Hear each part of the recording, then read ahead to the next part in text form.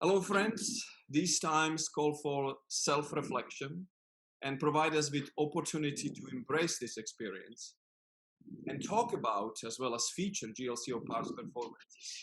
And one of the most memorable performances in the past season was without a doubt the performance of the Violins of Hope. I am joined today by Avshalom Weinstein, the son of Amnon Weinstein, the father and son luthier duo from Israel. Welcome, Avshi. Thank you very much for the opportunity. Thank you so much for joining us. I was so honored to meet your father during one of the first presentations of Violins of Hope back in 2011 in Tampa. I recall this gentleman, so quiet and attentive, handling us this instrument with the Star of David on its back, with this kind of a fatherly care, and then pinning this very special pin on my tuxedo right after the performance. After 9 years, you still have it. That's very impressive. And he told me, you are now part of the Violins of Hope family. And it wasn't until much later that I fully realized the weight of that gesture. And so you can imagine how thrilled I was to be able to work with you and Violins of Hope many years later and bring that message to Northern Michigan audiences through our presentation of the Violins of Hope and featuring music of Terezin composers, music that was written in Terezin and performed personally. So would you do us the honor and introduce the concept, the idea, the history of Violins of Hope, and perhaps reflect on how it changed or formed you as a luthier and as a world citizen? So the history of Violins of Hope, because we don't have about few days, I'll try to make it shorter. Thank you. My grandfather immigrated to Israel in 1939 from Vilna, 1938 actually, from Vilna together with my grandmother. Both of them had very big families. My grandfather was one of 11, my grandmother one of 7 or 8 people. So you can imagine the amount of people which were on a family dinner. But none of them survived, except of one brother of my grandfather. The whole extended family were all killed. And in 1945, of course, already lots of people in Israel, they knew what happened during the war. Survivors started coming, telling the stories. And nobody wanted to touch German-made instruments or German-made anything else. And many of the players who came and basically formed what is today the Israeli Philharmonic, they came from Germany and Austria, and they had fantastic German-made instruments. German violin makers, from what we know, maybe 2 or 3 were Nazis. The vast majority weren't. Many of them actually helped Jewish people by buying their instruments, although it was already not allowed in a certain point in Germany. But still, in the end, people didn't want to touch German stuff. They sold it to my grandfather. He knew what happened to his family, and still he wanted to buy those instruments, understanding that basically these are worthless in Israel, because if nobody wants to buy them, how can you resell them? And it stayed as a collection for many years, until in 1991, my father got an apprentice from Dresden, Eastern Germany. His name is Daniel Schmidt. He's a bow maker, and his family is in the business of violin and bow making for about 200 years or more. And sometimes even when we go and work together in orchestra, he says, looks on the boy, says, oh, that's my great grandfather, and this is my great great uncle. And he came from Dresden, which was until 1989, basically Eastern Germany, Soviet Union. And in Eastern Germany and Soviet Union, Jewish Holocaust basically did not exist. They wouldn't talk about it, wouldn't teach it, wouldn't mention it. They would, of course, talk about the Second World War or the Great Patriotic War, as they used to call it in Russia, but they never mentioned that the Holocaust was Jewish. They were Soviet citizens in their eyes. And when Daniel Schmidt in 91, when he came to Israel and he saw this collection, he met lots of survivors. Still, it's 1991. We had many survivors there. He asked my father how could Tel Aviv in the 30s, and Tel Aviv in the 30s, you have to understand, it's about 1 kilometer long. Then you have the desert. He said, how could you get such great instruments in such a small, remote place? When my father told him the whole story, he begged my father for about 3 or 4 years to make a lecture in Germany to the German Violin and Bow Making Association about those instruments and their travel. This was in 1999, the first lecture. And later on, my father spoke on a radio show. This radio show was the early stage of Facebook, let's say. This radio show started after the war, and people would go on air saying, I came from this and that town, I'm looking for my mother, my brother, whatever, and they would leave a phone number. And if someone knew something, they would call them. And you had a vast, huge amount of people listening just to hear. Maybe there is someone coming from their area can maybe tell them something about their own families.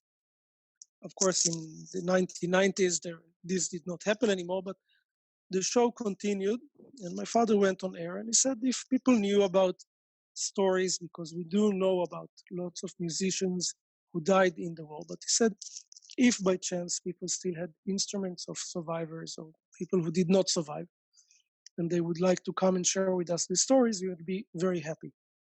Today we have over 80 instruments, some of them with amazing stories. Some, unfortunately, we don't know anything, but those with Stars of David, they were probably used by Jewish musicians, klezmers, which was an extremely widespread tradition all over Eastern Europe, and this tradition was basically extinct after the war. And the Violins of Hope project started with a small lecture, and then the first concert was in Istanbul, in Turkey. I think we had 4 instruments, I think, were here. And today we are doing exhibitions of about 40 instruments with full orchestras playing on our violins, and there is a viola and a cello. Lectures, exhibitions, whatever. We have a very big educational program. In 2019, I spoke in front of about 60,000 students in the United States. This year, as you can imagine, I don't really talk to too many students, but we had a big project in San Francisco, more than 10,000 students, and I don't know even how many concerts during the 2 months until the shutdown. And it's getting bigger and bigger. Well, let me tell you, it made a significant impact on those of us who had the pleasure of collaborating with Violins of Hope and knowing your father and playing those instruments. And these instruments tell a story of survivor, story of hope. And looking at what's happening in the world today, there is so much relevancy. These instruments bring together audiences of such a diverse background, young people, like you say, students, older generations, commemorating one thing, and that is, we need to celebrate life through music. For those who have perished, those who have survived, with these experiences that you now have through your educational outreach, could you reflect on how do you see programs like these changing the dynamics and fabric of today's society? Well, I mean, let's not go into too much details, but we all know what's going currently in United States and basically all over the world. And people have to remember one thing, that in the end, we are all the same. It doesn't matter if I'm Jewish, if you're Muslim, if you're white or black or whatever it is. It doesn't. Let me give you I'm not going to say who told it to me and where, but a good friend of mine went with her daughter in United States. And she said, listen, who is the principal of the school? And the girl said, her daughter, I think she's now 10 years old. She said, well, it's a lady. She says, can you show me? She's what? I want to talk to her. And they were walking, and she showed her an Asian American lady, and she says, oh, this is the one. She never said she's Asian American or this or that. She was a lady. She is a human being, and that's it. And unfortunately, there are too many people who doesn't see it this way. If you and me would walk in that school and I'll ask you who's the principal, you'll probably say it might be whatever. Yeah, but for hopefully for these kids, it's gonna stay like that. It's fantastic. Let me tell you one other thing that made a significant impact on me preparing this concert with GLCO. We wanted to approach this from different angles and make or send a message to audience that perceives, we all perceive things differently. And there are some that relate to music, there are some that relate to music and pictures, there are some that relate to spoken word and music, all sorts of combinations. So we've had a presentation that featured some of the pictures painted by Helga Weiss, that was in Terezin at the time as a child. We had some poetry that her father, that was there as well, has written. And we had some film footage that was preserved through the propaganda film that was used by Hitler, showcase, what a camp we built for Jewish community, But as I was preparing, this program, and my focus was on the music of these Terezin composers, suddenly all these different aspects of that experience came to life and came together. Do you and people involved with the education outreach, exhibition, preserving instruments, do you find yourself sometimes surprised with things that come your way, sort of unexpected connections that not only surprise you, but guide you, navigate you into yet another direction that you can explore? Well, I'll tell you one thing. It's we have to to remember one thing. The problem with the Holocaust and Second World War is that the numbers we are talking about is crazy. The amount of people which were involved in the war who suffered directly, and not only casualties. You have about 70 million people dying because of the war. But it's all stories, single people and their lives. And there are so many untold, unknown, and never to be known stories. And sometimes, you find these very small anecdotes here and there, and it's funny how you actually find them, because it's not even a needle in a haystack. What are the chances of that? And it's there are too many things like that. I don't want to give an example, and then someone else will say, but you didn't use my story or his story or whatever. Each one's story is it's a world of its own. And this is how we try to deal with it, and this is how we try to show it. If they survived or they didn't, it doesn't matter. These are the stories. This is what we have. I'm not going to try and make them nicer and bigger or whatever. I'm not in the movie industry. I'm not here to sell tickets. I'm here to bring you what I know was going on and to tell you basically someone's story through his instrument, through music. And we have, I mean, there are so many stories, and I don't think we even have a fraction, because when you think about it, almost every single camp had an orchestra.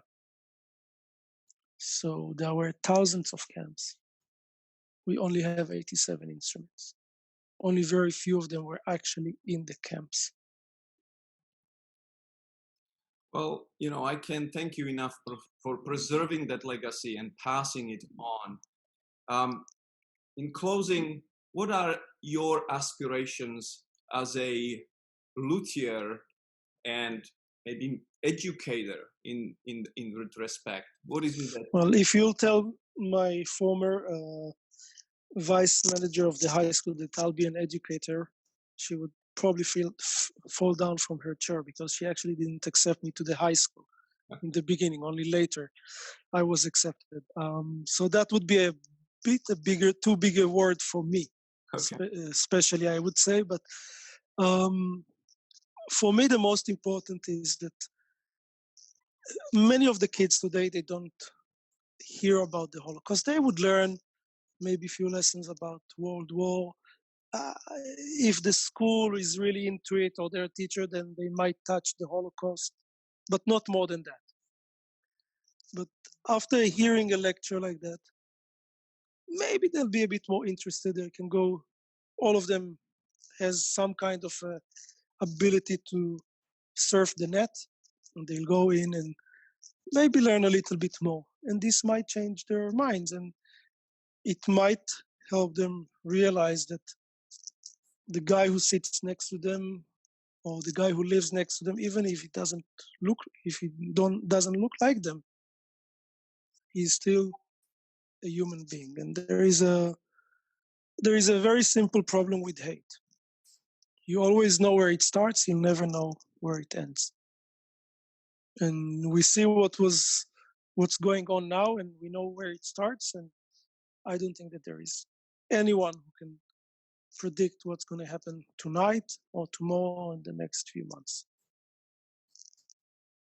Well, that only speaks to the healing power of music. And so on that note, I just want to thank you once again for joining us, for chatting with me, and thank you for spreading the message of love and understanding through the music and through those instruments. Thank you, Avshi. And thank you for the help by actually presenting it on stage. Thank you. It was my pleasure, and my regards to your dad. I will, and I'll mention that you still have the pin after so many years. Thank you. All right, take care. Take care.